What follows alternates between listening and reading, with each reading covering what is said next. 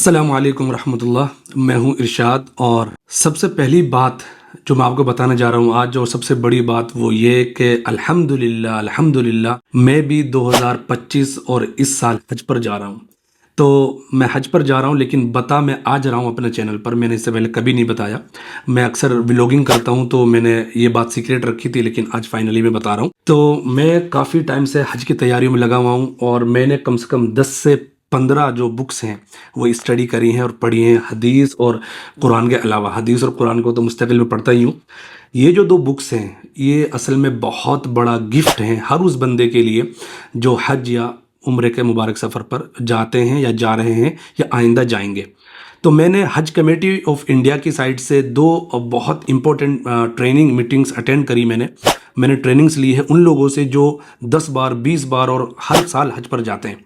तो ये 2 बुक्स उन्होंने मुझे दी, तो मैंने सोचा क्यों ना आज की इस वीडियो के अंदर मैं आपके साथ एक ऐसी वीडियो आपको बना के दूं कि इस वीडियो के बाद आपको कोई वीडियो देखने की ज़रूरत ना पड़े इंशाअल्लाह। तो दोनों बहुत मुख्तसर लिखी हुई हैं, उम्रा और हज कैसे करें। तो आज मैंने इस बुक को, पूरी बुक्स जो है 96 पेजेस की है, तो मैंने इसको 7 वीडियोस में डिवाइड कर दिया है। तो पहली वीडियो के अंदर उम्रा कैसे करें, तो उम्रा से रिलेटेड वाजिबात, फ़र्ज़ और तरीक़े, उससे पहले सफ़र की क्या तैयारी, वो चीज़ें बताऊंगा। उसके बाद उम्रा के मसाइल और उसके बाद आगे चीज़ें चलेंगी। फिर हज के बारे में सारी डिटेल्स, फिर हज के मसाइल, फिर वहाँ की मक्का की ज़ियारतें, फिर मदीना की ज़ियारतें, फिर कुछ इंपॉर्टेंट्स दुआएं।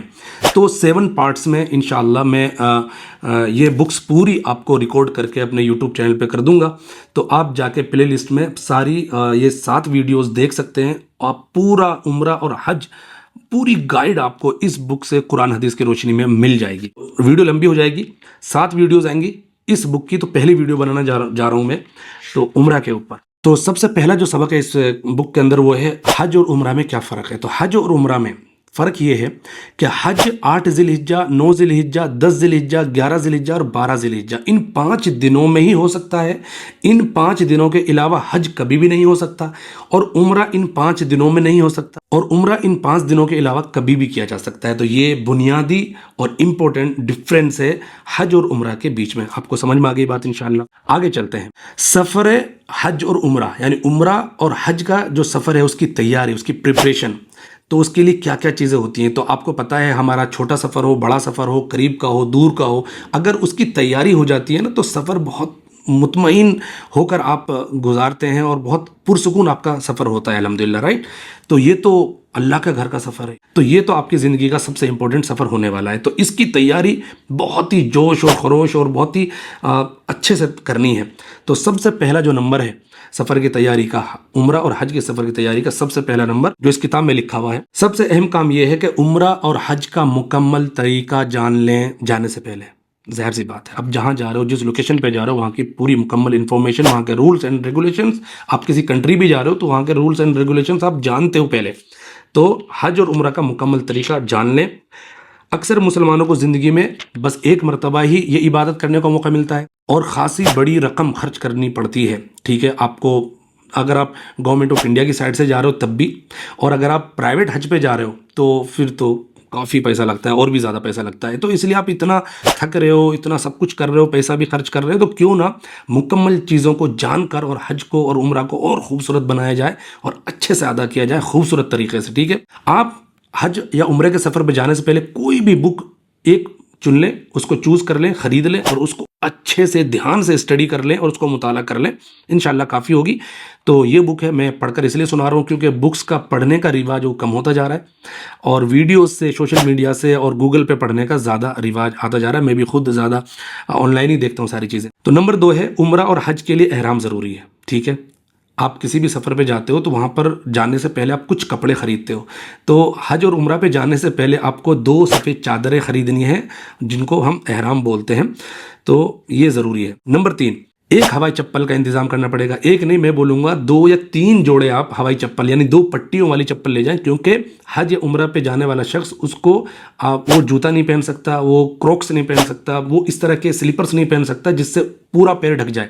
तो पैर की जो ऊपर वाली जो उभरी हुई हड्डी है वो खुली हुई रहनी चाहिए, वो दिखनी चाहिए, इसलिए 2 पट्टियों की चप्पल पहनना है। ये औरतों के लिए नहीं है, औरतें तो जूता पहन सकती हैं। नंबर 4, कुरानी दुआओं और मसनून दुआओं की एक छोटी सी बुक अपने साथ रख लें, ٹھیک ہے، جب آپ وہاں جائیں گے تو کتاب کو ایسا پکڑ کے آپ خوب اللہ سے دعا مانگیں، جو عربک میں جو قرآن کی جو دعا ہیں، قرآن کے الفاظ میں جو دعائیں ہیں، آپ اگر قرآن کی آیتیں پڑھ کے دعا مانگیں گے تو زیادہ اچھا رہتا ہے اور آپ کو بہت ساری دعائیں بھی یاد ہو جائیں گی. تو ایسی کوئی کتاب اپنے ساتھ رکھ لیں انشاءاللہ، اور میدان عرفات میں یا طواف کرتے وقت یا صحیح کرتے وقت یا پورے سفر میں ٹیکسی میں جا رہے ہیں، ہوائی جہاز میں بیٹھے ہوئے ہیں، دعا پڑھتے رہیں، دعا کرتے ہیں. نمبر 5، نماز جنازہ کا طریقہ جان لیں، کیونکہ مسجد نبوی اور مسجد حرام کے اندر ہر نماز کے بعد تقریباً جنازے کی نمازیں ہوتی ہیں، تو آپ کو جنازے کی نماز کی دعا، جنازہ نماز کا طریقہ پتہ ہونا چاہیے. نمبر 6، سفر حج و عمرہ، یعنی عمرہ کا اور حج کا سفر میں آپ مسافر ہوتے ہیں، تو اس لیے نماز قصر کہاں پہ کرنی ہے، جمع کہاں کر کے پڑھنی ہے، اور کیسے کیسے نماز پڑھنے کا طریقہ ہوگا،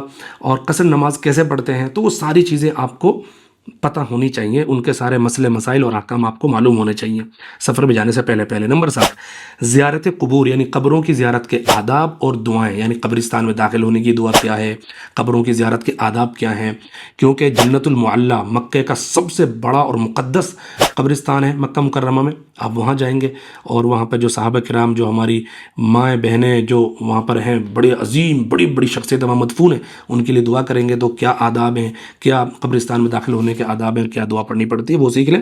ایسے ہی مدینہ منورہ میں جو سب سے بڑا قبرستان ہے، سب سے بابرکت جو جگہ ہے، جو قبرستان ہے وہ ہے جنت البقیع، تو وہاں پہ بھی آپ جا کر یہ دعا آپ کو یاد ہونی چاہیے اور آداب معلوم ہونے چاہیے. نمبر 8، اپنے ساتھ صرف ضروری سامان لے جائیں، کچھ بھی نہ لے جائیں، مطلب پتہ چلا کہ یہ بھی رکھ لیا وہ بھی رکھ لیا، نہیں، ضروری کچھ چند کپڑے، 4-5 جوڑے کپڑے، سفید کرتا پاجامہ آپ رکھ لیں اور لے کے جائیں.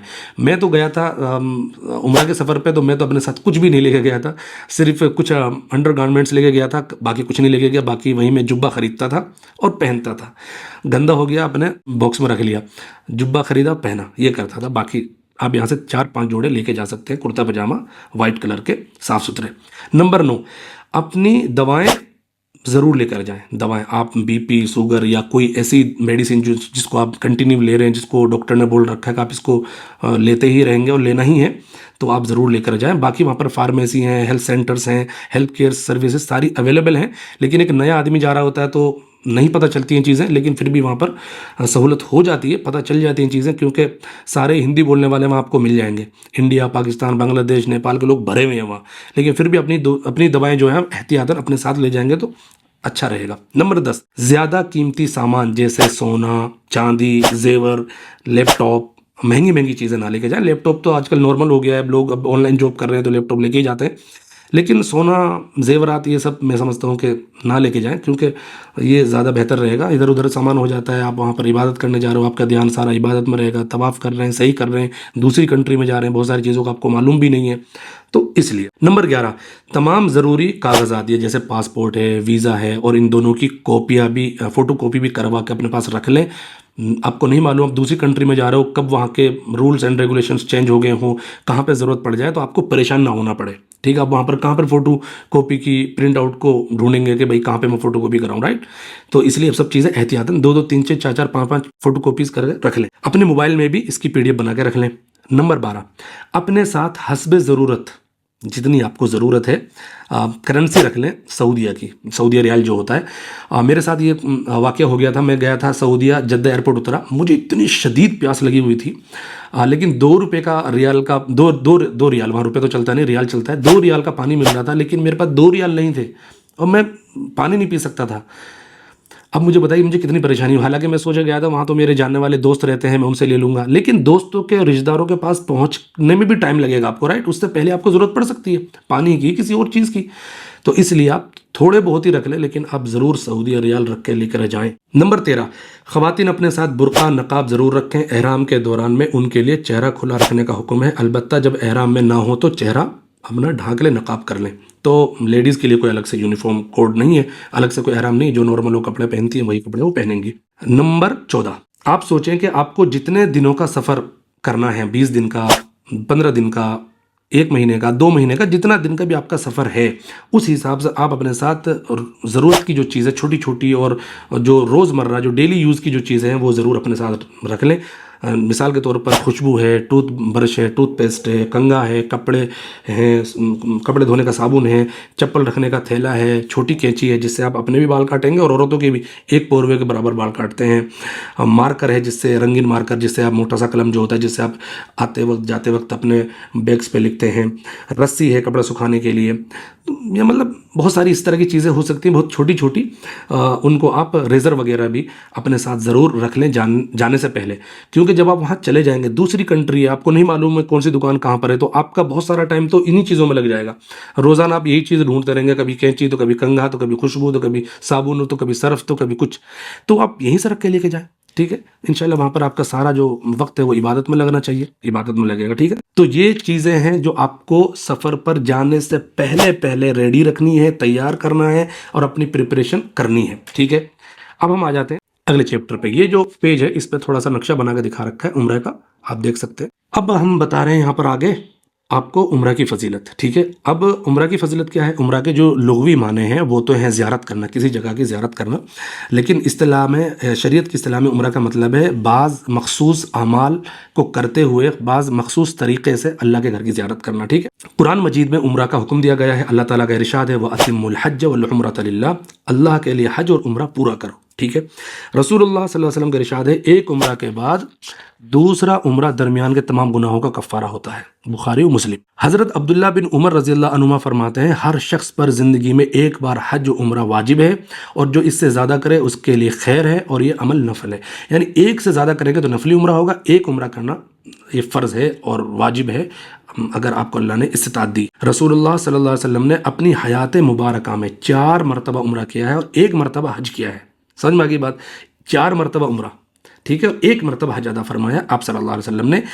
3 عمرہ جو ہیں آپ نے کیے ہیں ذی قعدہ کے مہینے میں، اور 1 حجۃ الوداع کے موقع پر آپ نے عمرہ ادا فرمایا۔ عمرہ کے ارکان اور واجبات، عمرہ کے 3 ارکان ہیں، نمبر 1 نیت کرنا، نمبر 2 خانہ کعبہ کا طواف کرنا، نمبر 3 صفا مروہ کے درمیان سعی کرنا۔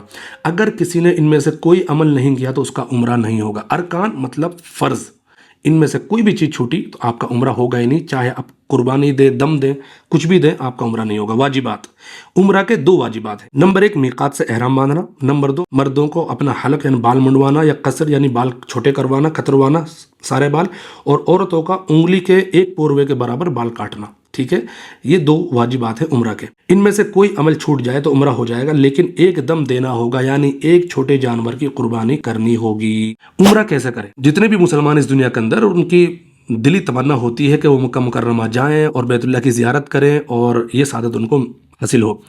نمبر 1 احرام، کوئی شخص عمرہ کرنے کا ارادہ کرے تو اسے اس کی ابتدا احرام سے کرنی پڑے گی۔ احرام 2 سفید چادروں کا نام ہے، اور وہ ان کو خرید کے ایک کو اوپر پہنے گا، ایک کو نیچے پہنے گا، ٹھیک ہے۔ خواتین کے لیے کوئی احرام مخصوص نہیں ہے، کوئی ڈریس کوڈ، کوئی ایسی یونیفارم مخصوص خاص نہیں ہے، وہ جو کپڑے پہنتی ہیں وہی پہنیں گی۔ مکہ مکرمہ کے مختلف مطلب آپ کہہ سکتے ہیں سائٹس ہیں، اور ان کے کچھ نام ہیں، اور انہی سائٹس کو اور جو حدود کو میقات کہا جاتا ہے۔ وہاں پہنچنے سے پہلے احرام باندھنا ضروری ہے ہر اس بندے کے لیے جو حج عمرے پہ جا رہا ہے۔ ہندوستان، پاکستان، بنگلہ دیش اور ہمارے اڑوس پڑوس کے جتنے بھی دیش ہیں، ان سب سے جانے والے جو حجاج کرام ہیں، حج پر یا عمرے پہ جانے والے لوگوں کا جو میقات ہے وہ ہے یلملم، ٹھیک ہے۔ جدہ سے 75 یا 80 کلومیٹر پہلے یہ ہمارا میقات پڑتا ہے، اور اب تو الحمدللہ فیسلٹی ہو گئی ہے کہ آپ کو اناؤنسمنٹ ہو جاتا ہے ایئر لائنس کے اندر، ہوائی جہاز کے اندر، کہ آپ کا میقات آنے والا ہے، احرام باندھ لیں۔ بہتر ہے کہ احرام باندھنے سے پہلے اپنے بال کٹوا لیں، ناخن کٹوا لیں، بغل و زیر ناف کے بال صاف کر لیں، اچھے سے غسل کر لیں، خوشبو لگا لیں۔ احرام باندھنے کے بعد 2 رکعت نفل نماز پڑھیں، اس کے بعد 3 بار تلبیہ پڑھیں، لبیک اللہم لبیک، لبیک لا شریک لک لبیک، ان الحمد والنعمت لک والملک لا شریک لک۔ کوئی شخص تلبیہ پڑھنے کے بعد جب تک مکہ مکرمہ پہنچ کر عمرہ ادا نہ کر لے احرام کی حالت میں رہے گا۔ حالت احرام میں جو کام ناجائز ہیں ان کو سمجھ لیتے ہیں۔ نمبر 1 خوشبو لگانا، نمبر 2 ناخن کاٹنا، نمبر 3 جسم سے بال کو اکھاڑنا یا دور کرنا، نمبر 4 چہرہ ڈھانپنا، چہرہ کو ڈھکنا، نمبر 5 میاں بیوی اپنے آپس میں تعلقات بنانا، نمبر 6 شکار کرنا، نمبر 7 مرد کے لیے سلے ہوئے کپڑے پہننا، عورتیں تو پہنتی ہیں سلے ہوئے کپڑے، نمبر 8 مرد کا سر ڈھانپنا، نمبر 9 ایسے جوتے پہننا جن سے پاؤں کے درمیان کی ہڈی چھپ جائے، اوپر والی جو ہڈی ہے وہ نہیں چھپنی چاہیے، اس لیے 2 پٹی والی چپل ہی پہننا ہے۔ تو یہ تو حالت احرام میں وہ کام تھے جو نہیں کرنے ہیں آپ کو، جو ناجائز ہیں بالکل۔ حالت احرام میں جو کام مکروہ ہیں یعنی ناجائز سے تھوڑی سی نچلے والی ڈگری ہے یہ۔ نمبر 1 بدن سے میل دور کرنا، جیسے ایسے آدمی رگڑتا رہتا ہے تو میل نکالتا رہتا ہے۔ نمبر 2 صابن کا استعمال کرنا۔ نمبر 3 کنگھی کرنا۔ نمبر 4 احرام کے کپڑے کو پن یا دھاگے سے باندھنا۔ آج کل زپ لگا لیتے ہیں، پن لگا لیتے ہیں، بٹن لگا لیتے ہیں احرام کو روکنے کے لیے، بار بار نیچے گر جاتا ہے، تو یہ سب کام مکروہ ہے، نہ کرے تو بہتر ہے۔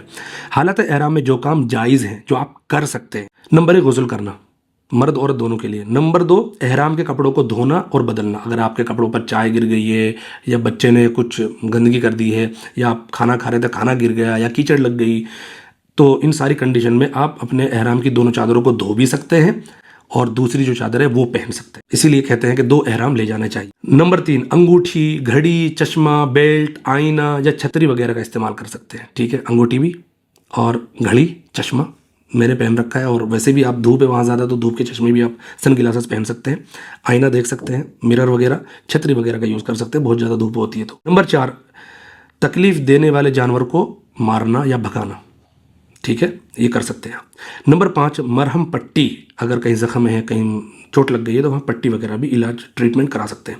نمبر 6 کھانے میں گھی تیل کا استعمال کر سکتے ہیں۔ نمبر 7 احرام کے اوپر مزید چادر یا کمبل ڈال کر سونا۔ بہت ٹھنڈ لگ رہی ہے تو آپ مزید کوئی ایکسٹرا بلینکٹ یا کوئی چادر اوڑھنا چاہتے ہیں تو اوڑھ سکتے ہیں، لیکن دھیان رہے کہ آپ کا سر نہ ڈھکے۔ نمبر 8 تکیے کا استعمال کرنا، پلو کا یوز کر سکتے ہیں۔ مسجد حرام میں حاضری، مکہ مکرمہ پہنچ کر وضو یا غسل کر لے، پھر تلبیہ کے الفاظ ادا کریں، لبیک لبیک اللہم لبیک پڑھتے ہوئے مسجد حرام کی طرف بڑھے۔ وہاں پہنچ کر کسی بھی دروازے سے اندر داخل ہوں تو پہلے دایاں پیر اندر رکھیں۔ نارمل ہم مسجدوں میں جاتے ہیں تو پہلے دایاں پیر اندر رکھتے ہیں، پھر یہ دعا پڑھے اللہم افتح لی ابواب رحمتک۔ خانہ کعبہ پر پہلی نظر پڑے تو یہ دعا پڑھے اللہم انت السلام ومنک السلام تبارکت یا ذا الجلال والاکرام۔ بہت شارٹ دعا ہے، بہت مختصر سی دعا، یاد ہونی چاہیے۔ طواف شروع کرنے سے پہلے آپ 2 رکعت تحیۃ المسجد پڑھ لیں، ٹھیک ہے، یہ مسجد کا سلام ہے بیسیکلی۔ پھر حجر اسود کے سامنے پہنچے، اپنے ہاتھوں سے حجر اسود کی طرف ایسے اشارہ کریں، ایسے، ٹھیک ہے۔ اگر بھیڑ نہیں ہے تو حجر اسود کو بوسہ دے، پھر بسم اللہ اللہ اکبر کہتے ہوئے وہاں سے اپنا طواف کا پہلا چکر اسٹارٹ کریں۔ اس طرح کے خانہ کعبہ آپ کے بائیں جانب ہو، ٹھیک ہے، اس طرح ہوگا بائیں جانب آپ کے لیفٹ سائڈ۔ پورے کعبے کا چکر لگا کر اسی جگہ پر آ جائیں جہاں سے طواف شروع کیا تھا، یہ ایک چکر ہو گیا آپ کے طواف کا۔ خانہ کعبہ کا ایک کونا رکن یمانی کہلاتا ہے، وہاں سے اور حجر اسود کے درمیان خاص طور پر یہ دعا پڑھنی چاہیے جو کہ آپ صلی اللہ علیہ وسلم نے پڑھی ہے، ربنا آتنا فی الدنیا حسنہ وفی الآخرۃ حسنہ وقنا عذاب النار، ٹھیک ہے، قرآن کی آیت بھی ہے۔ استباء اور رمل، استباء بولتے ہیں کہ سیدھے کندھے کو، رائٹ شولڈر کو دکھانا، اس کے نیچے سے چادر کو نکالنا، احرام کی چادر کو، اور لیفٹ شولڈر پہ یعنی الٹے کندھے پر رکھ لینا، تو یہ سیدھا کندھا آپ کا دکھتا ہے۔ تو یہ تو 7 چکر ہے، پوروں میں کرنا ہے، پورے طواف میں آپ کو کھلا رکھنا ہے آپ کا سیدھا کندھا۔ رمل کرنا ہے، رمل کسے بولتے ہیں؟ طواف کے 7 چکر ہیں، ان 7 چکروں میں سے شروع کے 3 چکروں میں تھوڑا سا اکڑ کے سینہ نکال کے چھوٹے چھوٹے پہ اسٹیپ قدم رکھنے ہیں اور تھوڑا تیزی سے چلنا ہے، تو اس کو بولتے ہیں رمل۔ تو یہ مردوں کو کرنا ہے، عورتوں کو نہیں کرنا ہے۔ جب آپ نے طواف مکمل کر لیا اس کے بعد آپ آئیں گے، 2 رکعت نماز پڑھیں گے، اور پھر آب زمزم 3 سانس میں پئیں گے۔ کتنے سانس میں پئیں گے؟ 3 سانس میں آب زمزم پئیں گے، زمزم کا پانی، اور یہ دعا پڑھیں گے اللہم انی اسألک علما نافعا ورزقا واسعا وشفاء من کل داء، ٹھیک ہے۔ طواف کے دوران میں کسی نماز کا ٹائم ہو گیا، ٹھیک ہے، یا آپ تھک گئے یا وضو ٹوٹ جائے تو طواف وہیں روک دیں، پھر جماعت ہو جائے یا تھکن دور ہو جائے یا آپ وضو کر کے دوبارہ آ جائیں، اس کے بعد اپنا طواف شروع کریں دوبارہ سے۔ چکروں کی تعداد اگر بھول جائیں، آپ کو لگ رہا ہے کہ میں نے 3 کرے ہیں یا 4 کرے ہیں یا 5 کرے ہیں، تو سب سے کم والی جو تعداد ہے اس کو مانیں گے۔ جیسے آپ کو 5 یا 4 لگ رہا ہے تو 4 کو مانیں گے اور پھر 5واں چکر کریں گے، تو وہاں سے ایسا وہ کریں گے، کم کو گنیں گے۔ صفا مروہ کے درمیان صحیح، صفا مروہ کے درمیان جو صحیح ہے اس کو کرنا ہے۔ یہ 2 پہاڑیاں تھیں پہلے، لیکن اب تو ان کے نشانات چھوٹے چھوٹے سے باقی ہیں، اب تو پہاڑیاں نہیں ہیں کیونکہ ایکسٹینشن ہو گیا ہے حرم کا، بہت زیادہ حرم پھیل گیا دور تک، تو اس لیے پہاڑیاں بھی اب حرم کے اندر آ گئی ہیں، تو یہ پہاڑیاں چھوٹے چھوٹے سے نشانات وہاں باقی ہیں۔ اور وہاں سے خانہ کعبہ پر نظر ڈالیں، جب آپ صفا مروہ پہ پہنچ جائیں تو وہاں سے خانہ کعبہ کی طرف دیکھتے ہیں اور دعا ایسے ہاتھ اٹھاتے ہیں دونوں، ان الصفا والمروۃ من شعائر اللہ پڑھیں، یہ قرآن کی آیت بھی ہے، اور مروہ کی طرف چل پڑیں۔ درمیان میں میلین اخضرین، 2 یہ جو پٹیاں ہیں، کچھ ہری پٹیاں لگی ہوئی ہیں اوپر کی سائڈ، آپ کو دکھ جائیں گی، اس کے بیچ میں جو مرد ہیں ان کو تھوڑا سا تیز چلنا ہے، دوڑنا نہیں ہے بہت تیز، تھوڑا تیز چلنا ہے، اور عورتیں جو ہیں لیڈیز ہیں وہ نارمل اسی طرح چلیں گی جیسے وہ چل رہی تھی، اور یہ دعا پڑھتا رہے رب اغفر ورحم انک انت الاعز الاکرم۔ مروہ پہنچنے پر ایک پھیرا ہو جائے گا، وہاں سے واپس صفا تک آئیں تو دوسرا پھیرا ہو جائے گا، اس طرح صفا مروہ کے درمیان 7 مرتبہ صحیح کریں، یعنی 7 چکر لگائیں، 7واں اور آخری پھیرا مروہ پر مکمل ہوگا، اس کے بعد 2 رکعت نفل ادا کریں۔ صحیح کے دوران یہ دعا پڑھنی مستحب ہے، لا الہ الا اللہ وحدہ لا شریک لہ لہ الملک ولہ الحمد یحیی ویمیت وہو علی کل شیء قدیر، لا الہ الا اللہ وحدہ انجز وعدہ ونصر عبدہ وہزم الاحزاب وحدہ۔ حلق یا قصر، عمرہ کا آخری کام، حلق یعنی سر کے بال مڈوانا یعنی گنجا ہونا، قصر یعنی سر کے بال کتروانا یعنی کٹنگ کرانا، یہ مردوں سے متعلق ہے، یہ مردوں کو کروانا ہے۔ خواتین اپنے سر کے بال انگلی کے 1 پوروے کے برابر کٹوائیں گی بس۔ اب آپ کا عمرہ مکمل ہو گیا، احرام اتار دیں اور عام جو لباس آپ کے پاس ہے وہ پہن لیں۔ مکہ مکرمہ میں جتنا دن رہیں مسجد حرام میں جا کر نماز پڑھنے کی کوشش کریں، یہاں نماز پڑھنے کا ثواب عام مسجدوں میں نماز پڑھنے کے مقابلے میں 1 لاکھ نمازوں کے برابر ہے۔ آپ سمجھو 1 لاکھ نمازیں۔ تو اسی طرح جتنی توفیق ہو طواف بھی کریں، نفلی طواف خوب کریں، اور وہاں پر ہی کوشش کریں کہ آپ کی ساری جو نمازیں ہیں 5 وقت کی نمازیں آپ کی مسجد حرام کے اندر ہوں۔ تو یہ اس کتاب سے میں نے پہلی ویڈیو بنا دی ہے، انشاءاللہ آپ کو ساری باتیں سمجھ میں آئی ہوں گی۔ آپ ویڈیو کو پوز کر کر کے سارے واجبات، فرائض، جو بھی طریقے میں نے بتائے ہیں ان کو نوٹ ڈاؤن کر سکتے ہیں، اپنی بک میں لکھ سکتے ہیں، اور دوسروں کو شیئر کریں اور چیزوں کو یاد کر سکتے ہیں، ٹھیک ہے انشاءاللہ۔ ابھی اس کتاب کی نیکسٹ ویڈیو آئے گی، میں وہ بناؤں گا۔ تو اس کتاب کی اس کتاب کو میں نے 7 ویڈیوز میں ڈیوائیڈ کیا ہے، 7 ویڈیو جا کے آپ دیکھ سکتے ہیں پوری پلے لسٹ میں ارشاد خان ولاگز یوٹیوب چینل پر۔ اس ویڈیو کے اندر اتنا ہی، آپ اپنا خیال رکھیں، جزاکم اللہ خیر الجزا، اللہ حافظ۔